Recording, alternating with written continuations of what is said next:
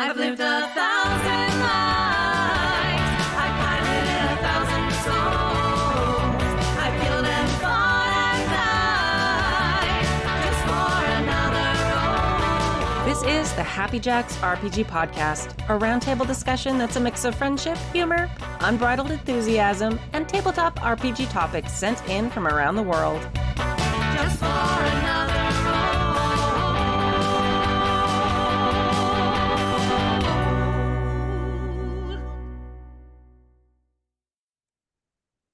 Hello, and welcome to the Happy Jacks RPG podcast, season 31, episode 17. My name is Kimmy.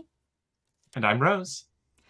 And on today's episode, we're going to be talking about a Monster of the Week campaign that Mini Painter Jen wrote in about, asking for some suggestions.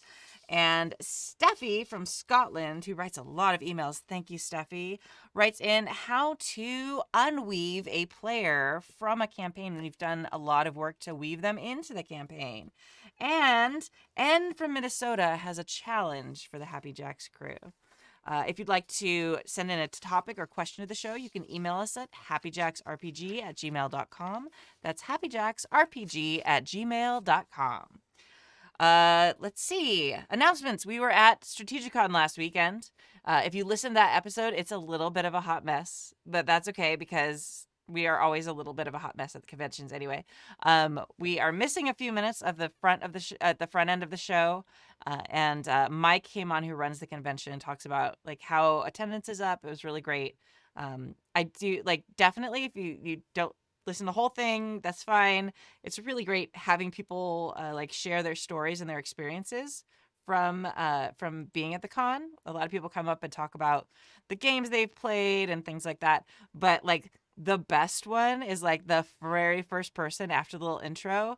It's this kid named Ezekiel who's just talks he's I love Ezekiel 9. so much. He's so good, right? It's amazing. Ezekiel's the best. Yeah, I saw it live. It was so great. Magic. All of us are just amazed at this amazing kid who is just so well spoken. So definitely listen to that. We are going to dial in a little bit more with, it's been 2 years since we've run a con live event. So we had a little bit of trouble with tech, and we're going to dial it in definitely for the next convention. Hopefully the sound quality will be better for next time. And yeah, but we're really excited that it worked. It went well. We all ran games. It was great to be back. So that was awesome. Also, we're still in February, so we have an Indie Designer of the Month. It is still Jennifer Adcock, and you can find her games at jen-adcock15.itch.io, also known as Owl Night Games there. This week's featured product of her is called the Temple of Grief. The Temple of Grief is an abstract dungeon module for use with any game that one might use to crawl about in dungeons. There's been a lot of those we've talked about lately because it's a big topic lately. It is not a complete dungeon, but a framework upon which you can build one or many adventures. The Temple of Grief has 6 tiers, or floors, or levels. These are inspired by the 5 alleged stages of grief, which are dubiously real, but no more or less so than the dungeon itself. It is immaterial if you believe in them. The builder of the temple surely did. The 6th level is home to a god, a goddess, a deity, an idol. Who can say? This god took something from you, which you know you can never recover. The loss is so great that you can never be fully healed. A loss that must be avenged. You must remember this at all times. You venture into this dungeon not to recover what was lost, but to exact revenge upon this god. And you can get that for $2 on itch.io right now. So definitely go check that out. And I love Jennifer's stuff. It's very interesting. And definitely don't forget to go get her awesome card game, The Price of Coal, that we talked about a couple weeks ago. Oh my gosh. So good. I'm super excited for that one. Yeah. And you can get that one on Indie Press Revolution, which may or may not have another amazing card game, maybe starting next week, which may or may not be called Decuma, but Now, what exciting. may or may not be Decuma? Right? All right. I think that's everything. I don't want to steal Jen's thunder by talking about Decuma every time I talk about The Price of Coal, because, card games are card games, but yeah. They're both good. They're very different. Yeah. All right. Yeah, you said you wanted to read the first one, right, Rose? Yeah, I would love to. So, hey all. I could use some help. I'm running a Monster of the Week campaign that's been going for 20 sessions. First of all, congratulations. That's incredible. Um, One of the conceits of the game is that it's a TV show. Each session, we play another episode of the show. The players have enjoyed this take on it, and it's been helpful in encouraging collaborative storytelling by providing a familiar framework to work from. Everyone is familiar with the TV show tropes and how they get applied, so it's easy for the players to think about how the conversation in the writer's room would go for a scene, or quote unquote, what the fans would want to see. There have been a lot of quotes. I haven't read all of them because I can't be bothered. um, we did a session a while back where everyone played the actors that play their regular characters. They were at something like a Comic-Con. We had a Q&A panel where they took turns being audience members and asking the other quote-unquote actors questions. An autograph signing where everybody could interact with the fans, and a still supernatural mystery to solve. Everyone really enjoyed that one-off session and let it be known that they'd be interested in doing another session playing the actors again. I finally come up with an idea for another session that includes the actors, but it's a little complex. I'm thinking of a two-layered thing where there would be a scene in show, and then we'd switch to the meta perspective of the actors where problems related to the in-show mystery would occur. So, an in-show scene on the seashore would happen, and then the director would call cut, and we'd move out to the actors who have just played the scene and whatever the related events would be. The adversary will be a fairy that the actors annoy in the first session. The fairy will use the show's first depiction to take further offense and mess with everyone. The problem is, I feel like this could get complicated quickly. Knowing when and where to break from one level to the other, when to introduce various story beats, how to manage both arcs seems tricky. While I'm a passable enough GM that people still show up, While I'm a passable enough GM that people show up for this game, I'm hardly a great one, and I feel like this might be beyond what I can pull off. Okay, I'm gonna push Thoughts, back. suggestions? I'm gonna push back for just a second. I was gonna finish. I was gonna finish her last little Go thing. ahead, go ahead. And then I was also gonna push back. Okay. Okay. Thoughts, suggestions? Is this too much? How would you manage it? Thanks from upstate New York, Mini Painter Jen. P.S. The very last con I went to was OrCon right before COVID. After all this time, I doubt I'm remembered by any of the Happy Jacks crew that I gamed and hung out with, but I remember it fondly. I hope to be back someday, COVID permitting. So first off, Kimmy, you have the floor. Okay. We totally remember you, Mini Painter Jen. Like 100%. And yeah, you should definitely come back to the con again. I felt fairly safe. I'm still masking constantly in those. With the good quality mask, and I do still take my air filter for the game rooms when I'm running the game. But I have a little like rolly thing now, so it makes way it to easier. bougie the game con up. Like that is a very safe thing, but also extremely bougie. Yes, it is. It is. But yeah, we totally remember. And if you are on session 20 of a campaign, like I think you're selling yourself short, hon. Like come on. Like people would like put up with a mediocre GM for a while, but not for 20 sessions. Like you are doing a great job. Yeah, like if that's a weekly game and like you miss a couple, that's half a year. If it's less frequently, that's a very long time for people to put up with a game they don't like, to the point where one would assume they might actually just enjoy your game. 100%. Like people are nice, but they're not that nice. Like they're gonna come up. Nobody's that nice. Yeah, nobody's that nice. Like there's no Ned Flanders in real life. Nobody would be that nice. No, they're gonna come up with excuses. Oh, I'm so sorry. Like they're gonna probably be nice about it because you're a good person, but they're gonna come up with excuses why they can't come anymore, and they haven't. So it means you're doing a good job. But yeah, also like 20 sessions of Monster of the Week means 20 episodes, which means 20 mysteries, which explodes my brain. That's a lot. Like that is an absurd amount of prep work and effort that you've put in to make that campaign happen. Yeah. So pat yourself on the back, take some pride. Like that's better than I could do. I tried running Monster of the Week and I burned out after like 4 episodes. Or no, I think it was less than that. I think it was 3. Yeah. Yeah. So props to you, Mini Pater Jen. You're awesome. Take some pride in the amount of work you've put in there. To answer your question, that first of all, fantastic concept. Yes.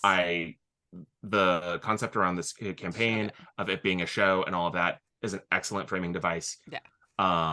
Yeah, so that's definitely, you get props for that. Yeah. The returning to the actors playing the characters episode, also phenomenal. If you want to make it less complicated, you could play an episode where the actors get pulled into the reality of the show. So they are in their bodies as their characters dealing with the supernatural, but they are the actors instead of the characters. Mm-hmm. So if they have like really strong personalities that are different from their characters, that could be really entertaining. If they're very similar to their characters, that would maybe be a little bit less compelling. But as far as, bouncing it back and forth, um yeah, that's honestly a bit tricky. That's a lot of A and B plot. um that's hard to do when the A plot and the B plot are both solving a monster mystery. Yeah. Like if the A plot is the actors deciding if they're going to do like an actors strike, and then the other side is them fighting the characters fighting monsters, that can be a really nice palate cleanser. You can really change up the pace of things. But when it's both just figure out what the mystery is and hunt the monster on both sides, that's a little bit more difficult. Yeah. I was in a play that was like this actually, and we were actors being characters. I think it's called Noises Off. There's a couple of them that are written that way, but the way the show does it, you're on stage, the first act, and then the set actually rotates around, and they see the backs. You do the whole play again, except as like the actors backstage. Like, so it's like the first act, you're like, oh, we're in love, it's so great, and then like the second act, you're like, I hate you, god damn it, I hate you, and then you walk Yep. through this thing, and you're still doing your lines on stage, like, but it's actually backstage now. So it's pretty That's wild. phenomenal. It's super fun. I feel like you might be able to do this with a little bit of framework. Like maybe this would be something where you'd use offline time to like a Google Doc or something to outline scenes for the show as a group, not just you by yourself, but like as a group. Like, okay, what's this episode going to be about? Okay, like, and then like split it up if you want it to be like a half-hour show. Usually there's like 2 commercial breaks or whatever it is. Actually, I haven't actually watched network TV in so long. I have no idea what it is anymore. But Yeah. The only ads mid-roll I've watched are because I'm cheap and don't have the like Hulu premium subscription. yeah. And even then, I just have kind of stopped watching Hulu because of it. So I feel like there is a cool way you could do this. Another way might be kind of like to do that, like that play I was in did, where you do one session as the TV show, and then you like take notes of what's happening, and then the next session come back and be the actors like in between that show that you did last time. That would be super good. Yeah. In fact, you could even just take your last session and make that this session, and they're going through the scenes from last session. Yeah, Like and you could do that with not having to make more prep work or anything. yeah, exactly. You might even be able to, if you wanted to have people like, I mean, this would probably be way too complicated, but you could pull, if you wanted to record it, you could pull the audio and drop it into like a digital transcriber. There we go. It's not perfect, but it would give you an outline enough that like they could kind of follow along almost as if it was a script, and it would save you a lot of work. And so I don't know, I feel like that is a really amazing concept, and it's really amazing that you're brave enough to try it, because a lot of GMs don't even want to jump into things like that. And double check that your players are up for it. and you might want to give them some options. I think splitting it into two, at least doing, I don't know. I also like, I GM this way. I GM every game like it's a TV show. And I've talked about that before, where I really think about it as like a soap opera or something like that. Because I literally will be like, okay, we're going to stop there. And it's basically me like harkening back to my film school, like of yore, like when I was like, I'll be a director and editor someday. And then I didn't. But like literally there's moments where it's like, okay, and okay, if it was, I'd cut here. Okay, like right at like the juiciest moment, and we're gonna go to here now. So they're like left in tension, and I feel like that's something that people just you can practice that, especially if you're watching soap operas are the best because they're so obvious about it. It's like, I love you, but so does my twin sister, and then it's like dun dun dun, and then they cut to something else because they can't keep going with that scene. That I will say, you may be a little bit spoiled as a GM that you have players that help you set up those dramatic moments that you can then cut away from. For sure. If the play is slower, that can make it harder to have those fun dramatic, cuts. It can, but I feel like Monster of the Week really sets itself up for that because I jam like that at conventions too. The game I ran a few days ago at the convention, I had some good players in it, but it was also mostly people I don't really know. So I feel like as a GM, like recognizing those moments is real. And I find that like when I start GMing a game, a lot of times people aren't used to that GMing style if they're people who haven't played with me before. And then like having, like it feels odd at first to like be cut off right at like the like kind of pinnacle of a scene. But people kind of get into the flow of it because we are so used to media that does that like fairly quickly. And especially if you're like, oh, cut there. We'll come back to that in a moment. All right, look at this scene. And I even like describe things a lot of times. I'll be like, okay, the shot looks like this. Like, it's like your face. And camera then movements and stuff like that. I very much describe it. And even even with my One Ring game, like that is completely not like episode TV or anything like that. Like I find that that's a description and a way of GMing that people very easily kind of click with because it's stuff everybody watches a bunch of TV, or if they haven't, like they've watched enough movies and stuff to like at least get the concepts. It also helps incorporate like visual storytelling into an auditory medium. Yeah. Like gaming is primarily spoken word stuff, and painting a picture for people definitely helps engage. That's super not answering Jen's question there, but I mean, kind of like that last bit, but yes. I was saying. Yeah. Another thing you could do is, and this would be super challenging, set a timer. And every time the timer goes off, they switch. And that would be wild, and it may not be for your players, but that would also be something that would be very interesting to sort of see how that goes. If you've been playing 20 sessions and they're that familiar with their characters, that might be something that they enjoy or like. The other fun thing to do, if you feel like doing extra homework, is to come up with some entertaining commercials that would run when the timer switches, because it goes to commercial break. That'd be so good. I love that. Yeah.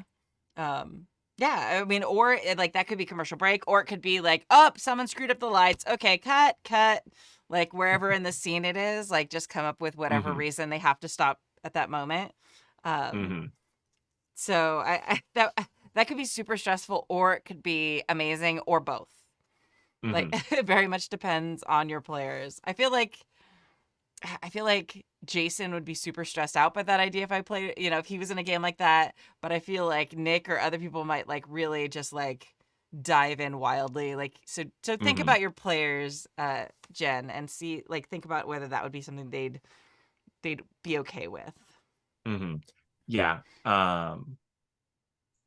And if you want to make it easier on yourself, just throw in an episode of the actors stuck in the characters universe for a little bit, and you can have another fun session that doesn't require as much switching. But don't give up on it right away. Oh yeah, because I feel like that's such a I don't know. That's such a unique idea, and there's so few instances where you really get to dive into stuff like that in tabletop RPGs in like a kind of legitimate way. I don't know. It's a fun You thing. miss 100% of the swings you don't take, Yeah. and like even if it's not perfect, this is going to be a story that your players will tell for a really long time. Yeah. And like it's always something you can stop. Like start if like 20 minutes in you're like, okay, this is not working like I thought it would. Let's just go back to playing normally. Like that is fine. That's not a failure. That's just like we're all trying stuff. We're having fun. Like it happens. Hmm. And I don't think it's too much. Oh, yeah. I think it's very good. I think to start off, probably the best bet is like do the episode and then the next session do like the behind the scenes like actors of that episode. I think that'll be the simplest way to run it. If you really want to do the switching back and forth, then find a timer or a catalyst or like maybe drawing cards. Like, oh, every time you got a certain card, then like or certain suit or something, then that's when it triggers a change. Something like that could be really really fun to have it more randomized than you just picking when it is or rolling a die. Cool. And I really want to know more about your Monster Heart or your Monster of the Week game. So write in and tell us some stories about it because for 20 sessions, like Rose is saying, that's impressive for a Monster of the Week game. I've been in a couple Monster of the Week campaigns and they're great and they're super interesting, but I've never been in one that lasted 20 sessions. Yeah, 20 sessions sounds amazing. Like at that point, there's maybe even some like overarching plot stuff, and that to me that is the sweet spot that I wish I could get my Monster of the Week games to. Is that yeah, you have a story every week, but also there's bigger meta story. Yeah. I mean Yeah. it works so well for that. It's so well written for that type of storytelling. And I feel like a lot of us don't ever get to that deeper point. Like it's always perfect. It's like Buffy the Vampire Slayer, and we always do like the individual episodes, but we never get to like the overarching like what will That happen. season finale. Yeah, yeah, yeah. Or the Yeah. thing that's been like stalking her all season that we all know about as the audience, but like Buffy hasn't realized yet. Mhm. All that. Yeah, those big narrative payoffs. Yes, and when you get to 20 sessions, you can start really having those. Mhm. All right. Cool. All right, let's do mailbag number 2. Greetings, happy Jacketons. I write you with a heavy heart. I recently became down a player. Nothing fatal, thankfully, but we reached the point where I no longer will run for this person. But this is not a horror story email. I run my games with prep. I tangle my players' backstories together so I can gain. During the game, I have plenty of reasons for the players to be invested in the setting, the plot, and each other. But now I need to figure out how to remove a single thread with minimum damage and respect and compassion. The player was in 2 of my games. The second game was easy enough. Their backstory was disconnected, and the aim was to use it as a B plot until it was blended into the A plot, raising the threat and tension, one, it is blended into the A plot, raising threat and tension. 2, to be solved by the players to make them look good before the A plot unfolds, or 3, become the A plot if the players solve it quicker than I expected. Yeah, it was a simple hand wave. The PC and the backstory of NPCs never existed. The first, the player was more tightly tangled with the other 2 players in the plot. They have clues that they haven't shared with the other players. Last session, they made a dangerous NPC go from passive to going down a villain path and caused a big scene that ruined the other PCs. Date. Dates and called in law enforcement. None of this is why the player is no longer playing with us, but aspects I have figured out. How to approach in this game. For consequences of their actions, I spoke to the other players. One PC was interested with his date being rocky, but not law enforcement being brought in. Another PC opted into the dangerous NPC being brought off the bench. Easy communication, people, it's wonderful. The clues are annoying because I'm not keeping track of who knows what. But I am going to tell the players that metagaming that they were told clues that they remember, and then I'll have some NPCs drop a bunch of clues. As for what the PC is doing, I am moving them to Texas. Why Texas? It's so far away that it's reasonable that they won't show up again. I don't want to keep the PC around as an NPC because, in my opinion, as an ally, their memory is tainted, and as a villain, it's disrespectful and a bleed of why the player was dismissed, and it will make the scenes awkward or even triggering for the group. If a player left on better terms, it'd be another thing, but but I don't want to do it, and it would be another talk with the group. Untangling the backstory is trickier. It was tightly connected to the two other players' backstories and brought in a faction that I wouldn't have detailed without this player being involved with them. I snipped out as much as I can. Some elements are useful as clues, while before this they were bigger plot points. I feel like there is a lot of baggage of the other player's input, but I've done what I can to allow them to slip into a footnote while keeping consistency where it matters. I don't really have a question. I'm quite happy with how I'm handling this, but I feel like it's an interesting topic that I don't recall coming up in recent memory. Also, Kimmy is literally begging for emails. So, discuss. Steffi from Scotland. At Steffi on the Discord. Yes, I have been begging for emails, and you have helped a lot. Yeah, this is a tricky thing because, especially when you're doing a game and a character has information other players don't. It's easy. It's always easy to pull out the player. Pulling out the character is always a little bit more of a challenge because it's a little awkward always. I don't know. Do you have thoughts on this, Rose? Yeah, I have what you could call it a house rule. I also just kind of I have a thing where if a player doesn't show up to play, I do Schrodinger's player character, which is they've both always existed and never existed. Mm-hmm. If they're not there, they've never existed. And if they had something in their inventory that is plot relevant, all of a sudden it happens to be in your backpack. Yes, yours, you, the person asking the question. And if they're at the table, they've always been at the table. What were you thinking? They've been here this entire time. Right. Last week? No, they were here last week. You're imagining things. Yeah. So it's basically just gaslight the other player characters. So in my opinion, coming up with like plot reasons for them to not be there and stuff like that is not necessarily something you have to do. You can just say, okay, that character is not going to be in our story anymore. You don't need to send them to Texas or worse, Ohio. You can just do oh gosh, what's the character from The Simpsons, the dog that Homer voiced who dies on the way back to his home planet? Oh yeah. They Yeah. just write that on the screen. It's just the laziest, like most hand wave, like don't worry about it option is perfectly good. You can just have them not be a part of the story anymore. Any clues they needed to give, you ask the players, hey, like how much do you know about this thing that that character would have known about? And if they're missing any information, you just give it to them. Mm-hmm. It's maybe not the most elegant solution, but it's also very easy. And that is my brand. Not elegant, but easy. Mm-hmm. Maybe I probably shouldn't put that on a t-shirt. Now I want the t-shirt. That's very good. Yeah. Okay. It'll be Rose RPGs, not elegant but easy. Yeah.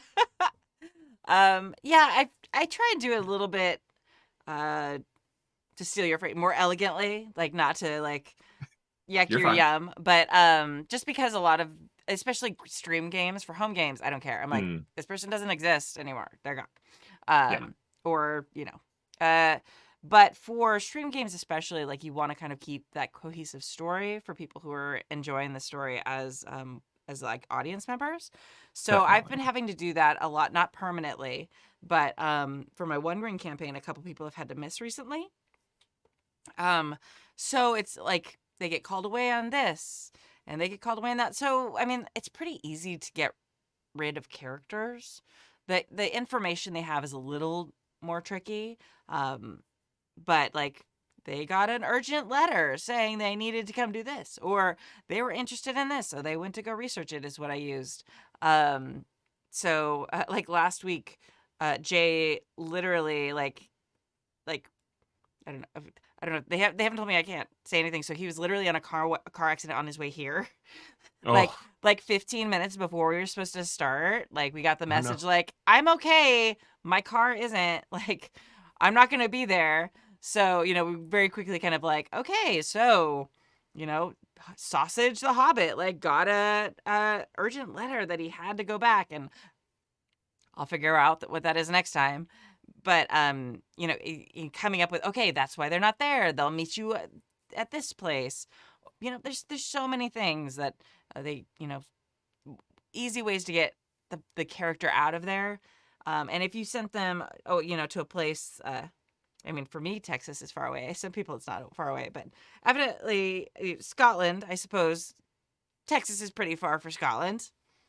I mean, I Yeah, wouldn't rather distant. yes, rather distant. Yeah, that's way far for Scotland. It's pretty much like the opposite of Scotland in my brain. I don't know if that's actually accurate, but um, so like sending them to a faraway place where they probably won't show up. I like your idea of kind of having like NPCs drop in the information. I do the same thing where I will put out information and not keep track of which players have it and don't. So that's also why I don't make like a specific number of clues when I'm doing stories where people need to figure things out, because I won't keep track of them. So why should you have to keep track of them? So just keep throwing more clues at them if clues are necessary, and that'll solve the problem. Hmm. You can never go wrong with hitting them with a clue by 4. And even then, sometimes, yeah, they just don't get it. No. Yeah. Yep. Or they're just like, I know what that is and I don't care. And you're like, okay, that's a choice. Oh gosh, yeah. Needing to get hit with a clue by 4 has been heaven on high. Yes. We keep getting to the finale, and Lloyd's like, "You've investigated nothing." It's like, I'm sorry, we were too busy with character angst. Yeah. That's your problem. So much angst. So much angst. But also So very good. entertaining. Very entertaining. It really is. Yes. It really is. Holly Hart is back, y'all. Go watch Yeah. Heaven on High. It's very good. So yeah, it sounds like you're handling it great, Steffi. Keep it up. I'm sorry. It's always awkward. That's the hardest thing, is like, it's not about the character. It's not about the information. There's always just a little bit of a lingering awkwardness where you have to tell someone they can't come back to your game. It's not as weird when like someone's like, oh, hey, I can't fit it into my schedule anymore. But when you have to tell a person you can't come back, it just leaves like a weird vibe in the game. So hopefully your players, like, you touched bases with them before this happened or after it happened. You've had a lot of those critical conversations. Hopefully they agree with you that this person had to go, and that'll just make it a little bit easier. I feel like this is one of the hardest situations to deal with. And Yeah. I've left groups because of weird things and like this, or like a person I couldn't stand, and it's always hard and frustrating. Yeah, interpersonal stuff that gets to the point of someone either needing to leave the table or be ejected from the table is always super rough. Yeah. Though I will say sometimes it's a really easy decision. I had someone bail on one of my games. He said his mom had to go, like, needed him for something. He was just going to hang out with his girlfriend. And it was like, we were 19 at the time. If he just said, I'm going to go hang out with my girlfriend, all of us would have been like, yes, that makes logical sense. And then the second time, he ditched one of my one shots to go play apples to apples at our student union at our university. Mm-hmm. And like didn't tell anyone. So we had taken a break to go get free food. And we're like, there's blank. And I went over. I was like, "Oh, hey, were you gonna come back?" And he's like, "No, I'm good." I'm like, "Cool, cool, cool, cool, cool, cool, cool, Oh, cool, cool, cool, cool."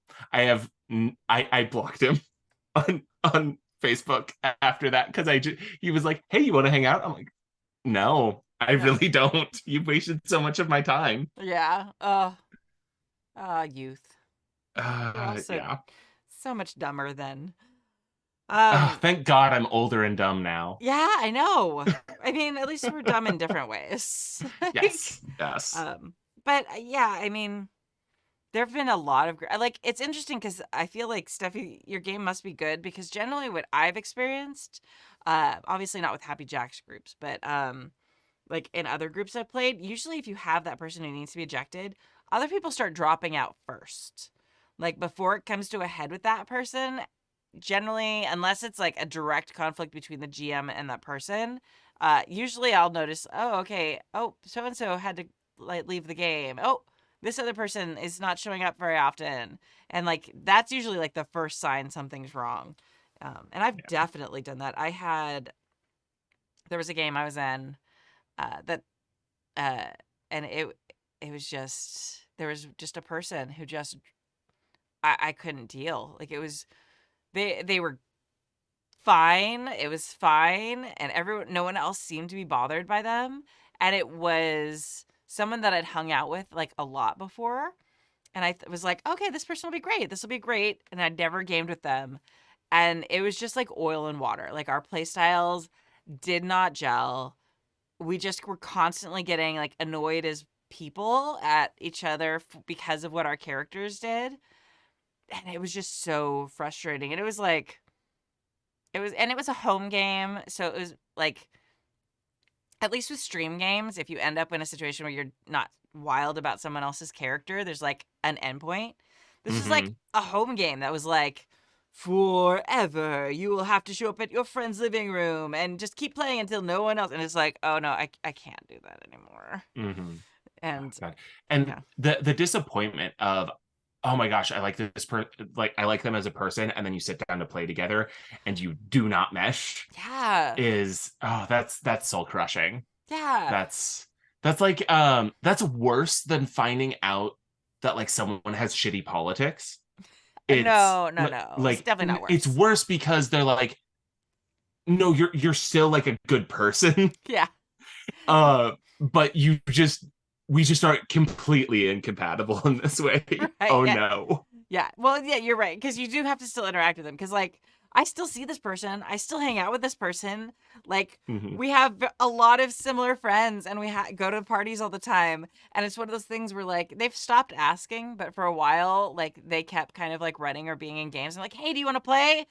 Oh, no, no.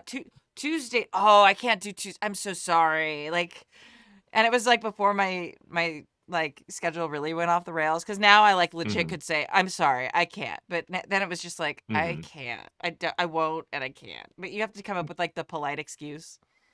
That's okay, I think that's going to be a goal for me is if I run into someone who we just have different gaming styles and we're incompatible, I'm just going to be straight up honest with them and say, "Hey, I like you as a person. I just don't mesh well with how you like the game."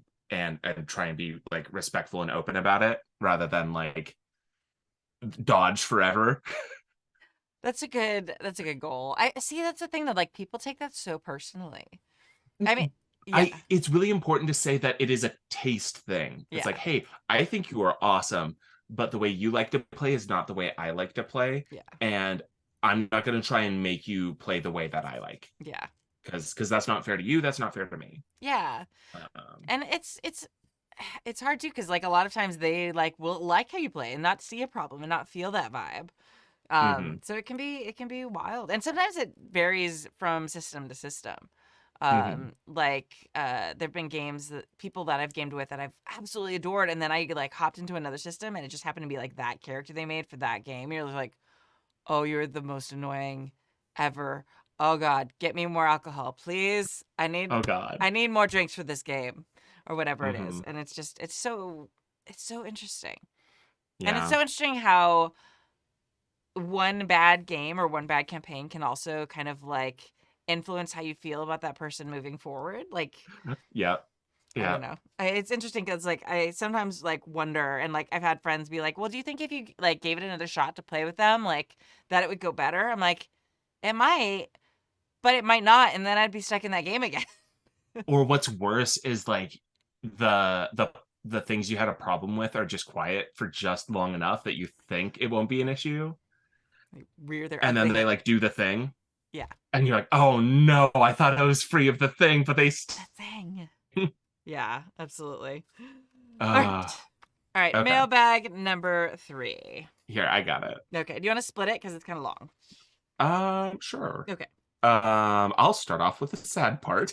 Okay. Um, Oh yeah. alrighty. Content warning. This email does talk a little bit about someone passing away in the first paragraph or two, but then it moves on to other things. So.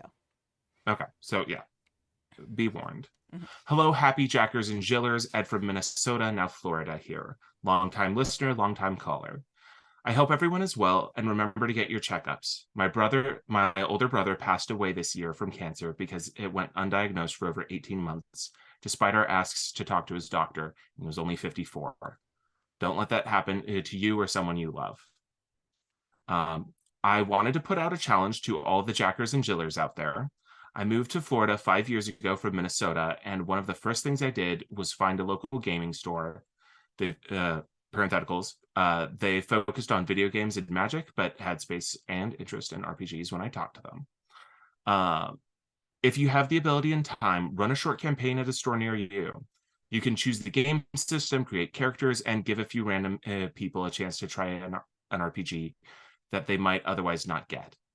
I can tell you from personal experience, it can lead to lifetime new friends and a string of happier people in the world, and you will feel better about yourself for doing it.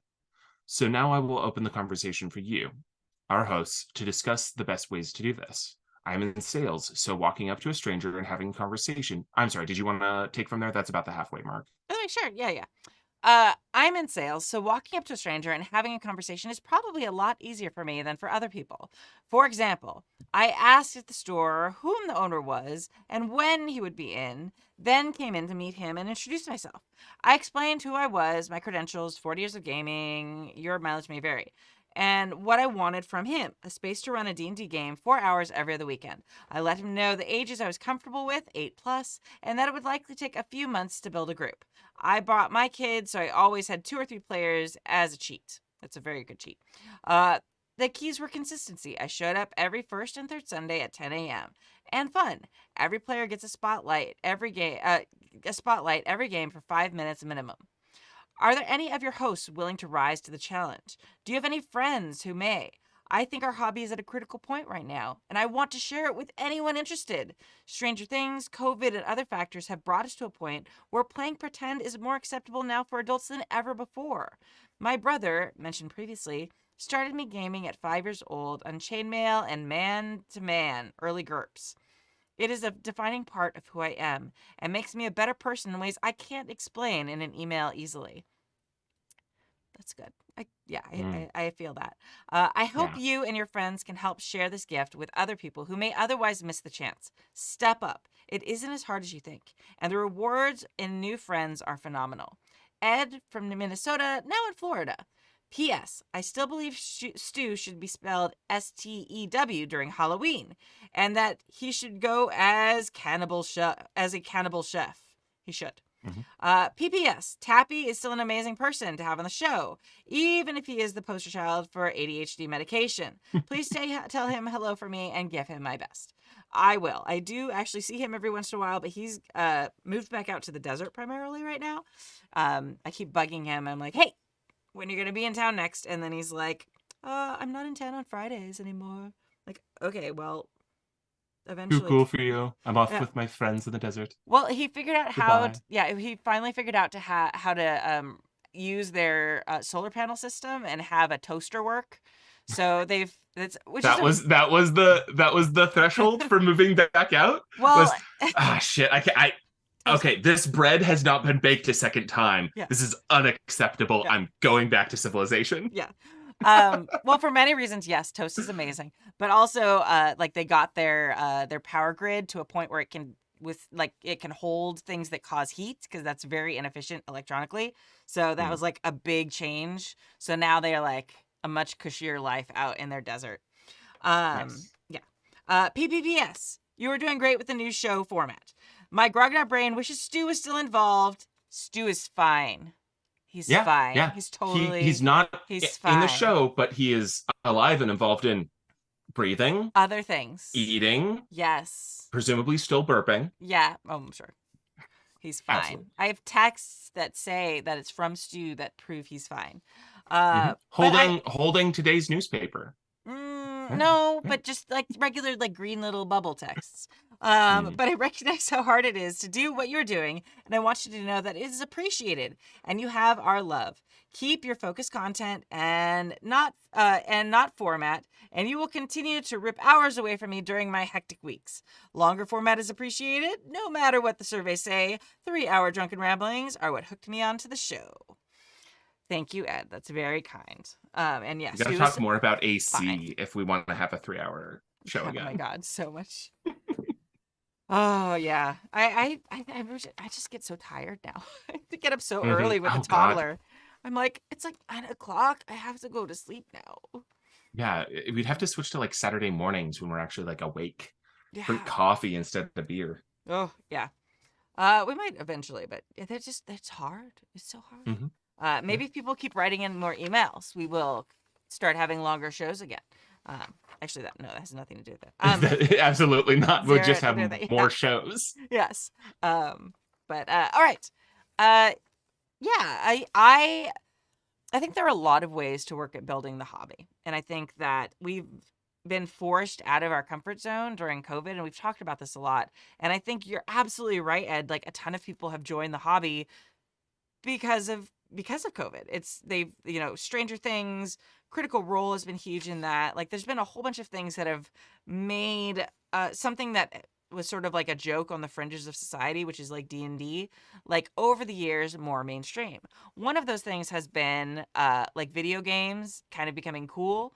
Like suddenly that sort of brought like the gaming sphere and and it kind of how they say, like, high tides raise all boats. Like that raised all nerdy things to be a little bit more acceptable. And D&D and tabletop gaming has taken a little longer because it's not quite as accessible. You can't just go buy it like online or something like that. I mean, you can buy it online, but you can't just like play by yourself online. It's like if I go buy, a video game, if I go buy, League of Legends, I will get murdered a million times. It will be a very unpleasant experience when I first start playing. It'll still be an unpleasant experience after you've gotten good at it. Yeah, I know, but I can immediately access it.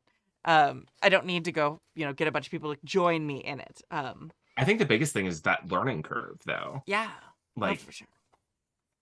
I cannot imagine not having listened to podcasts to get into the hobby. If I just picked up the 4th edition D&D rulebook and tried to run off that, like, I think I would have fallen out of the hobby very, very quickly. Yeah. Well, and I think actual plays, people debate a lot of times about whether they've been good for the hobby or bad for the hobby. I personally am in the camp that they've been great for the hobby. What's the argument that they're bad? Like, what is that argument? Well, some of them set unrealistic expectations. Okay. So high production value APs, I can see people thinking, oh, yes, I need to run this game like it's my job. Right. But, like, that's not the bulk of APs. There's a lot of very broke APs. We run a lot of those. Like, yeah. No, y'all have production value. Yeah. Like, and you have video, and you live stream it, and you have a studio. Like, I got my start on Critical Hit, not Critical Role. Very similar name, completely different show. But they have been going for over a decade. I think maybe even 15 years now. And they are audio only, and that is it. Yeah. Like, there's no video, there's no live stream, there's none of that, and they still have a viewership and all of that. Like, that said, their audio quality is very good. But, they've been around since like back in the day. I think we did partnerships with them ages ago. Oh my gosh. I mean, we started that way too. Most of our actual plays for a long time, like we have a bunch of actual plays that have no video on them. We didn't start doing this till it feels like yesterday, but it's been years now. It's been like You have actual 7 years. plays where you took breaks to eat lunch. And we talk about, and it's on there. Like, Yeah, and like where oh, you're gonna order and like all that stuff. Yeah, yeah. it's yeah. Most of, like, if you're listening now, our new actual plays do not have any of that stuff. It was like, Yeah, yeah. yeah, we've You know, learned start and with the grown. recent stuff, go back for the vintage if you have If you the constitution for yeah, it. if you want to hear what we ordered from the Chinese restaurant around the corner from the house. I will say that some of those old APs are still very fun. They're really Just good. listen at Yeah. 1.5 speed. Yeah, there's it I mean, it was back in the day, like people didn't do a lot of APs. There weren't a lot of things to like compare it Huh. to or see. Like if you're It thinking was like back before there were rules for these things. yeah, exactly. And it's like there was like 3 of us recording actual plays at the time and nobody was streaming or videoing. Like Twitch wasn't a Why would people thing. want to see our faces? My I God. know. Like I think YouTube existed, but I don't know. Like Who it would was watch a 3-hour YouTube video? It's not like long form video essays are a popular thing in right. 2011. I know, right? Oh man. Um, but I do think that there's a lot of different ways. I think running I love the fact that you chose sorry, go back to the email. Ed. I love the fact that you chose a store that was not specifically a tabletop RPG store. Because I think that is a place where you can bring new people into the hobby when they're there. Like you're saying, it's mostly a Magic the Gathering store and stuff like that. Like they see you playing and they are like, whoa, what's this? And they're interested. Um, I feel like, running games anywhere at any time is fantastic. I think that, we have a lot of Happy Jacks community members who run games and schools. I think that is amazing. I'm not going to do that because I spend all day at school and I love my students, but gaming is my time away from my students. Mm-hmm. I think if I like worked with an older age group, I might be more interested in doing that. But by the end of the day, I'm ready to come home and play games with adults. Uh, Mm-hmm. but I just feel like yes, going and running games at stores is a great point. Running actual plays on, that I feel like that helps with the hobby too. Mm-hmm.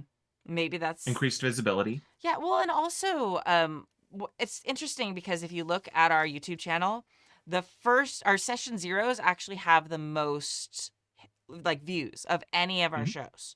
And that's because, I was like kind of wondering, and someone made a comment on one of them once, and I was like, I forget exactly how they phrased it, but basically it's like, hey, thanks for this. I don't really watch APs, but I love watching your session zeros because it shows me how to play the game.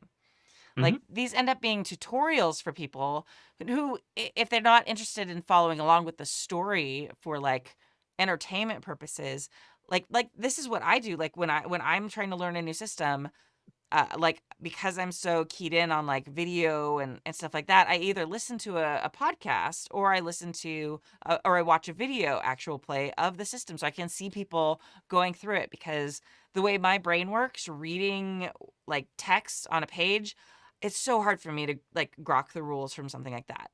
Um, 100% agree. yeah. There are some books that have great examples, like the Wild Talents playbook is like this. There are a bunch of others who have like scenes, like almost like a script written out. Like Mm-hmm. player one says this, and it like shows you, oh, okay, in play, this is how it would work. Those are very helpful. But actually hearing people play through a system, like just is so much more like concrete for my brain, and I remember it's in a much more real way than if I'm just trying to remember rules, even if I've taken notes or marked pages or highlighted or whatever. Yeah, um absolutely. So like I learned about masks and like that the game existed. I learned it from watching you. Um Really, but that's amazing. yeah, I listened to hashtag Just Us Heroes and then I listened to Eidolon Academy, and that's how I learned to run the game. To be honest, I think I've read maybe the pages that describe the moves in greater detail, and that's about it from the book. Okay. Like I did actually read a solid 80% of the book one time. Do I remember any of that? No. But can I tell you the difference between the different moves, like the back of my hand? Yeah. Hmm. Um and yeah, that I I'm a big proponent of APs as learning resource in addition to entertainment. Yeah. Like we should try to make it fun to listen to, but especially those session zeros of like, even if you're playing with people who all know the system, like going over like, hey, so this game has labels or this game has this, and just kind of laying out that stuff. So especially if people who aren't familiar are listening, they can follow the mechanics of the game as they go, and know what the different terms mean and stuff like that, rather Yeah. than playing it as very like insider baseball kind of thing, and being really opaque about things. Yeah. And I feel like that access and that uh, model of playing games, also like having so many different games out there. Like a lot of people don't realize there are games besides D&D, but because of the number of actual plays out there now, and like whether it's podcast or video or things like that, like it's really bringing a lot of the indie games or less known games, which is basically any game but D&D, kind of, Mhm. to people's attention. And I think that's really important. Um, I also think that um, it not just streaming and stuff like that, but it just makes the main culture aware of it in a way where even if they're not the type to sit and watch actual plays, the fact that they are so common and the fact that gaming has become something that is a form of entertainment that is so accessible and so commonplace has made it more likely that people are going to go to those game stores, that they're going to go check out, online, discords where they can play online with other people and things like that, because the hobby has now moved into a new place. Things with, like Roll20 and online gaming like platforms are like sustains by people who just play games online all the time, which Yeah, if you, yeah, it's wild. That's so many I keep people. getting ads for gaming, like group finding services that like you pay them money and they find you groups and stuff like that. I would never do it, but mainly because like it is wild that things like that exist. Yeah, and there's a whole new one that I've gotten a bunch of ads for it because they're looking for people to GM games. I forget what it is. It's like a paid Mhm. GMing service where Mhm. as a GM you can like, I guess it's like Fiverr or something for GMs, Mhm. but you can like basically post yourself there and say and like, hey, I'm running a game here, and people can pay and sign up to play in your games. It's just like this whole economy that's blown up in the last few years through COVID and through other things because of all the people who are new and interested in the hobby, from watching things, from seeing Stranger Things, from seeing Critical Role, from seeing a property they love become a game. From Like, watching the D&D movie. yes, oh, we'll see. Yeah, We'll maybe. see how terrible that is. If nothing else, ironically watching the D&D movie. Right, Like right. going to see Morbius in a suit. Yeah, right. Um, But also things like the Avatar RPG. Like I'm on the Magpie Discord. I know I've mentioned this before, but a lot of people jumped in the Magpie Discord because they were like, "Hey, I love Avatar. I've never heard of this thing called a tabletop RPG, but I love Avatar. I want to play a game about Avatar. How do I play a tabletop RPG?" Like, it's amazing. And you're just mhm. like there's a whole new, group of people who are coming into the hobby because of IPs that are getting picked up by different games. I think that's true for there's a bunch of different ones. Avatar, I think, was the most like obvious because that Kickstarter just blew up in a wild way, and so many. If you go back and look at the Kickstarter, so many people commenting are like, "I don't know what this is, but I want it because I love it," It and has which Avatar on it. I am going to throw money at it. exactly. And as more and more IPs start having, games that go with them, I think we're going to see more and more of that. And I think that's a great a new avenue that people are finding the hobby through that wasn't as prevalent previously. Mhm. I will bring it around. Let's see. It was, yeah. So Ed was saying that he wanted to throw out the challenge to the hosts to run in-person stuff at their local stores.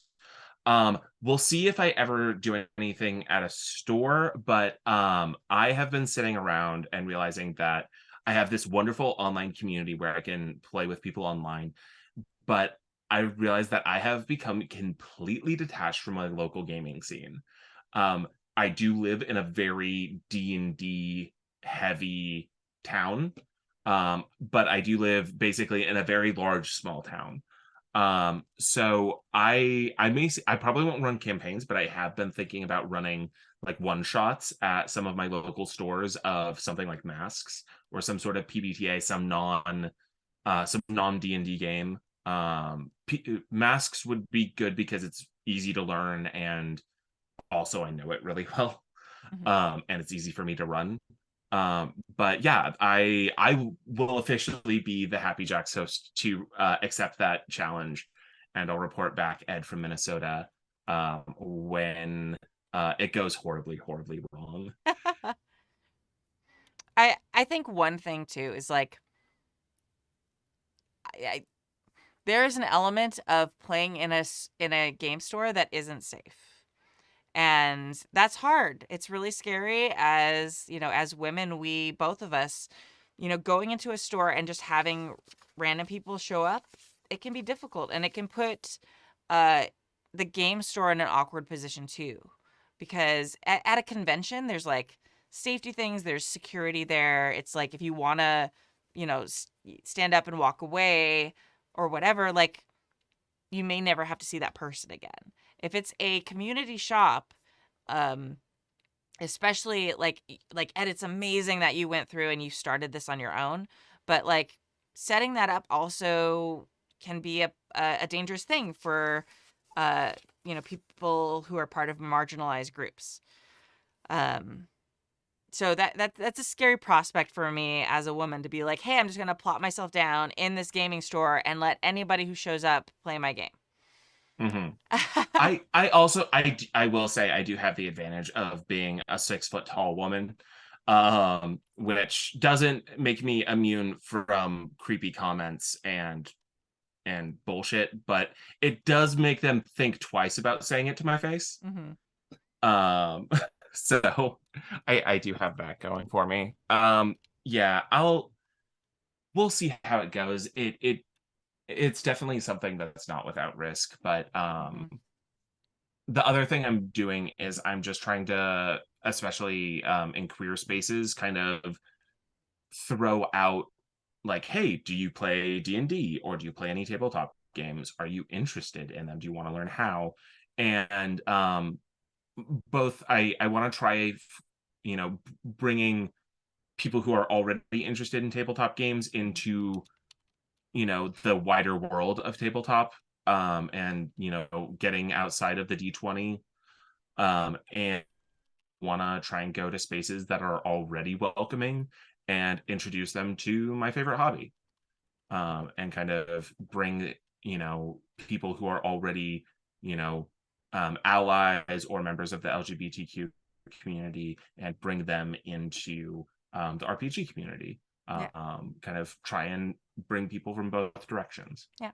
I think it's also important to remember that there's a whole online gaming space where, Yes. yeah, where, we're pulling in people from, who are new to the hobby, who maybe are new to certain systems, things like that. Like I run online games a lot, and not streamed ones necessarily, but through different discords that I participate in. Some of them are for people who are already in the hobby. Some of them are not. And so I think that we also have to remember like there's a whole world of people out there who may not even have access to local gaming stores or, a community in there, in the real world, it's the quote, in the real world, that we can access and we can give them access to games or games that they'd never be able to play through accessing these online spaces. The Happy Jacks Discord is like really great about that, and we do JackerCon. And we're also looking at putting together some community play days. And the cool thing about things like that, I've participated in that on like the Magpie Discord, and I know a lot of different communities like the Gauntlet have these, big community play like setups. Some of them, they're all in different ways. Like I think the Gauntlet, like you have to be part of the Patreon, or I don't know. But So generally, I believe if I remember what Mike Ferdinando said Mhm. was you just have to be in their forums. Yeah. I think that, like, if you're a Patreon, you get, like, to sign up first or something, though. But, like, also, like, Magpie, they do a bunch of different stuff. They do community days. We're setting those up, too. There's some servers that are literally just for, like, finding other people to play with and playing different games. The cool thing about that is that you have these community standards where it's like, okay, like, and each community deal is a little bit different. Like, okay, everyone has to use lines and veils. They have to use X tools. These are things that are acceptable in games in our community. These are things that are not acceptable. So it lets you like bring people in and play with them that you've never played with a kind of ground level understanding of safety. So that's a really great way to access a lot of things with gaming too. I would feel a lot more. I always feel a lot more comfortable like GMing at a con or in person for people that I've never met before, because there's just that knowledge of, okay, there is a system to support me as I am, doing this job. And I don't know, I guess I'm still kind of traumatized from a lot of the weird, awkward, somewhat scary experiences I had as a youth, as a young girl back in the day at various shops. And honestly, most of the shops back then probably don't even exist anymore. But so it's important. Yes, I'm like, it's fantastic, Ed, that you're running games. I hope more people continue to run games in actual friendly and local gaming stores. We're looking to there's a gosh, what is it called? There's one nearby that's like a game night that I used to go to all the time. That I know start looking to ramp back up after COVID and play in person at a local. I think they do coffee shops though. It's like a gaming night, and they do like local coffee shops to help like pass around the love to local establishments. But but yeah, it's so easy for like us older members of the hobby to think like, the first time you have to play has to find and track someone down in person. Like it has to be a person who you know already or someone you run into at a gaming store. But there are people who are huge fans of the hobby now who've, run games and played games who've never actually been in the same room as anybody that they've ever played with. And I think that that's amazing. That's really amazing. It is super cool. I think in my mind, my brain says that's a higher barrier to entry because you have to seek out the community for that. Mm-hmm. And when you're not able to see people face to face, it does make leaving easier, but it also makes it harder to kind of judge the safety of a situation before you get there. Yeah. Like if you walk into a game store and the vibe is bad, you can just walk back out. Mm-hmm. And stuff like that. To be fair, I got back I got into the hobby back in fourth edition back in 2011.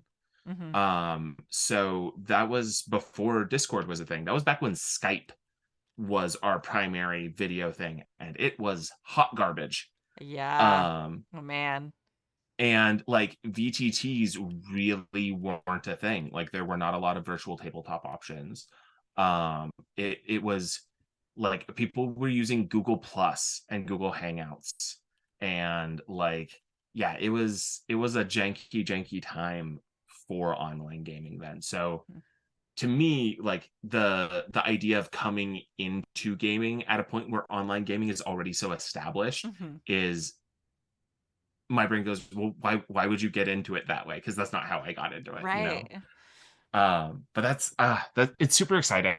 It's wonderful to see that just gaming is becoming more and more accessible, and I'm just so incredibly happy to see what like Happy Jacks has become. Like this last 2022's JackerCon was phenomenal. Yeah. I got to run two games and then played all systems I'd never played before. Yeah. Same. And like that, in my opinion, is one of the best ways to go in is to look for a system you've never touched before and just sign up for it Mm-hmm. and see how it goes. I played Vampire, I played Mage, I played Alice is Missing with you, Kimmy, and it was amazing. So good. So good. And yeah, just like a ton of different things. And like Kimmy has been saying on the Discord and a little bit here, I'm super excited to try and run some community games, Mhm. like just some one shots here and there. I've also, I don't know, I've been kind of kicking around ideas of like doing like a Jackbox night or something like that. Mhm. Just more community hangout stuff. That that's how I ended up on the show. Was I just was around and I convinced Happy Jacks people to play in my games, and I did all right, and You did they great. You vouched did for great. me, and now I'm here. But Mhm. like I have met so many wonderful people through playing games with the Happy Jacks community. Mhm. Like the masks game that I ran during lockdown was life changing. Meeting Lloyd for the first time to play Alice is Missing was transcendent. Like that Mhm. is a game that I hope to run someday, and it is absolutely just like it makes you feel things that you never thought, a piece of paper or like a bit of code could do. And that wouldn't be possible without all of these awesome people that have come together. And also, especially with you, Kimmy, wrangling all of this and making it possible. I am just going to sit here and compliment you and make you It's uncomfortable. very awkward. You just get to deal with it. Mm. But yeah, it's a bright future for the hobby, and I'm super excited for it. Yeah. I think that's kind of what Ed like it, and it really kind of choked me up for a moment because Ed like captured it so perfectly. When he's talking about it is a defining part of who I am and makes me a better person in ways I can't explain in an email easily. Yeah. Like, yeah, that's what gaming has become for so many of us. Like it becomes Hmm. part of who you are. It becomes something that links you with other people in a way that you maybe didn't expect when you first started gaming.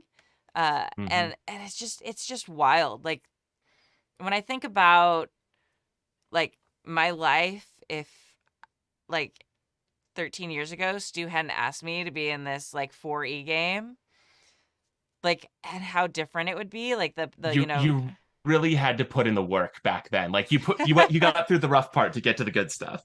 right. But I mean, it's just like like thinking about all the people who I mean, and it creeps into so many facets of your life. It's not just a Hmm. hobby. I mean, I guess there are Yeah. definitely people who probably it is just a hobby.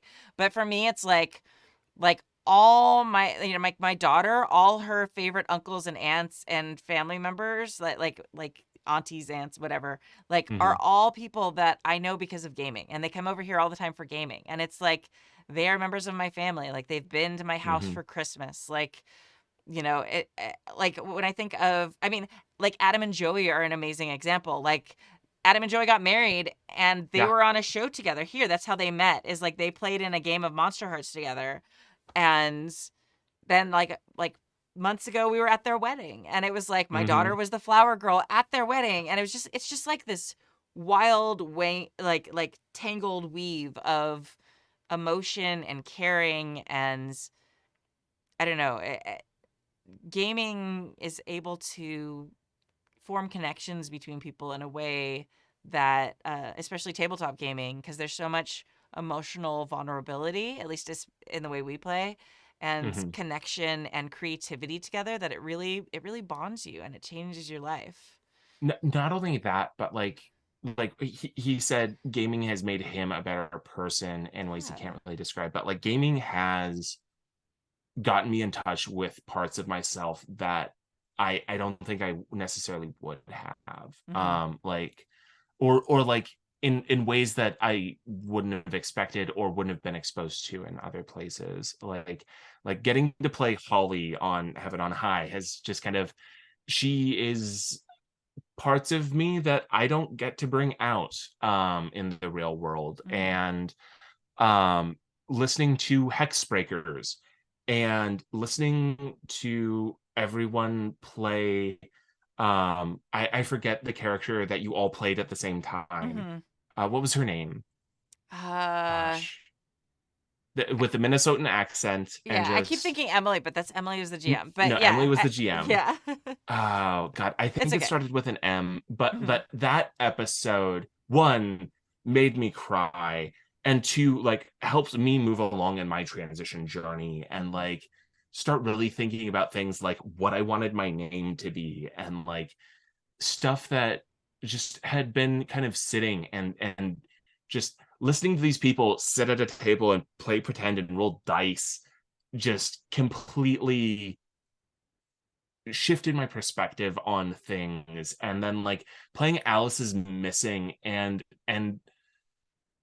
like taking a story about loss and fear and searching and not telling you the story but making you feel the story Yeah, and all this stuff, like things that you could watch the world's greatest film and it would never make you feel the things that a game like that can. absolutely. Well, um it's an interactive experience. Like I mhm, feel like that's a thing that we don't have a lot of in our modern culture. Like I love folk music, and when I was part of the Renaissance fair and things like that, we would have these things where we would just all like come together at like someone's house and hang out and sing and tell stories and make up songs together, and it was like very old tradition, like, and a lot of the songs we sing were not old tradition, but like mhm. there's a bonding of community when you have things like that, when you have shared stories in a community. And we don't have that in our modern culture a lot of ways. That's why I think we become so obsessed on TV shows and things, because that Oh has become gosh. because that has become our new shared story experience. Mhm. While tabletop games with our communities, when we play them, we create these shared lore and stories, these shared experiences emotionally, but also these Community experiences, experiences. yeah, that we kind of pass on and we joke about and we talk about these touchstones that bond us together, like communities of old with their ballads and their oral traditions. Like this is kind of the closest thing we have to that in a lot of ways now in modern friendship groups.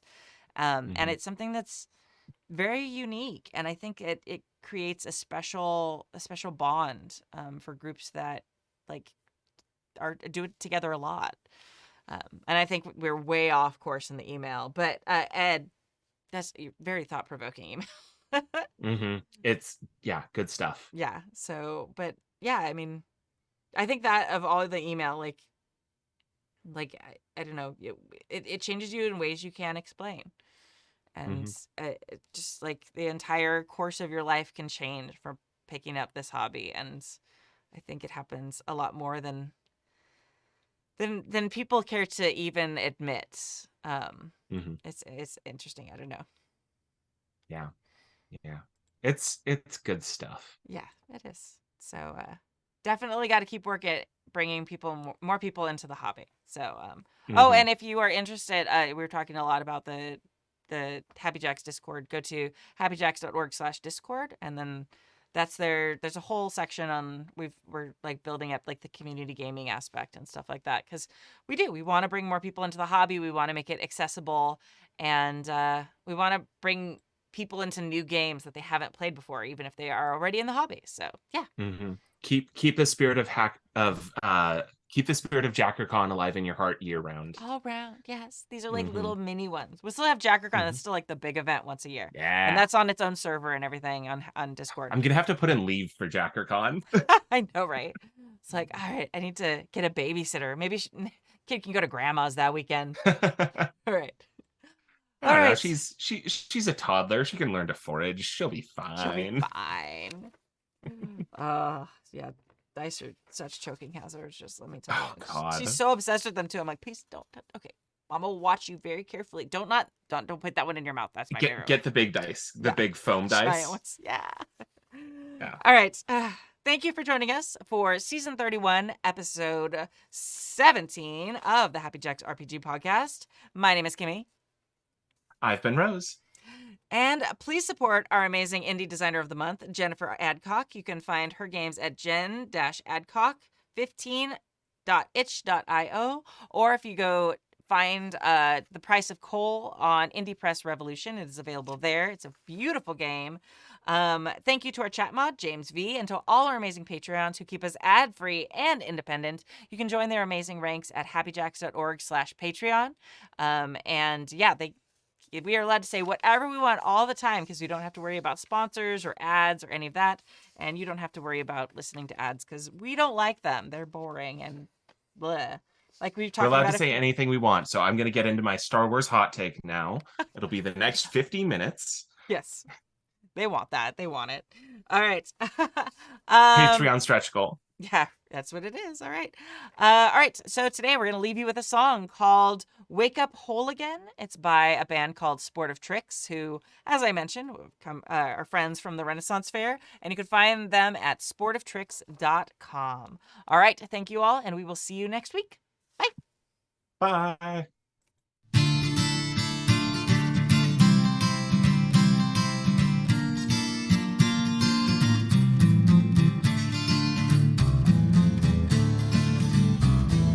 Factory closed down years ago, windows shuttered and dark. Gangs occupy the playgrounds, shooting up the park.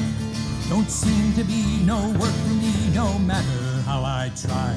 My wife's hustling cables, struggling to get by.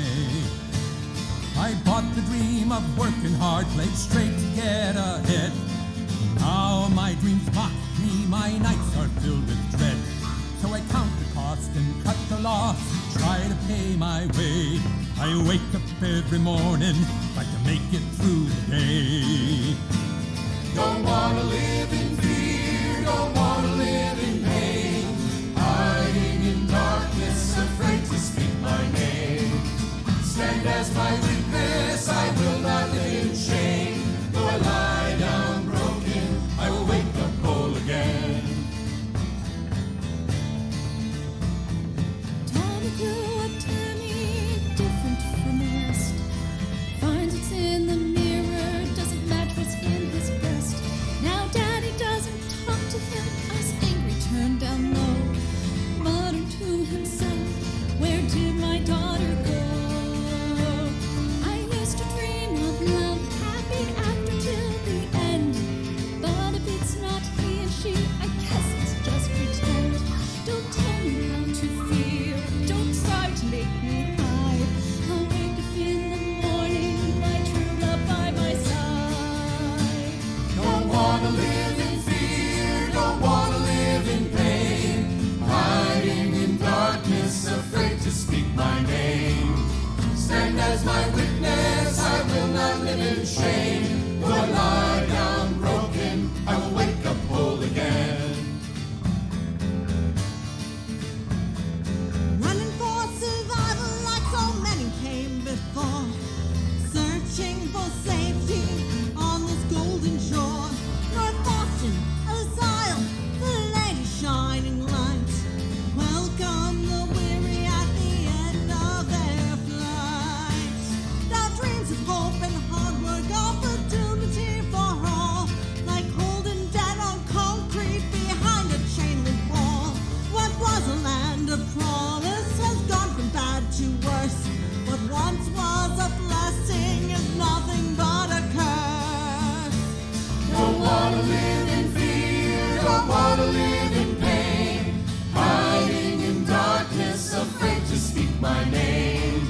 Stand as my witness, I will not live in shame. Though I lie down broken, I will wake up whole again. Bad men prowl through palaces, preaching hate and lies. Wise men cower in corners, covering up their eyes. Deprive us, divide us, turn friend into foe. Days go dark and weary as bitter winds do blow. Don't let the shadows drag you down or surrender to dismay. Kneel beside our brothers, hear what our sisters say. Raise your voices with me, don't go silent in the night. I will not curse the darkness, I'd rather be the light. Don't wanna live in fear, don't wanna live in pain. Hiding in darkness, afraid to speak my name.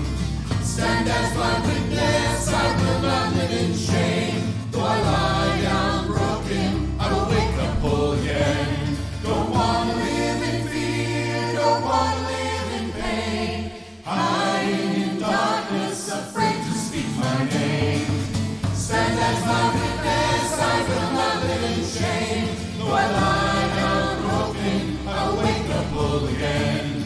Though I lie down broken, I will wake up whole again. Though I lie down broken, I will wake up whole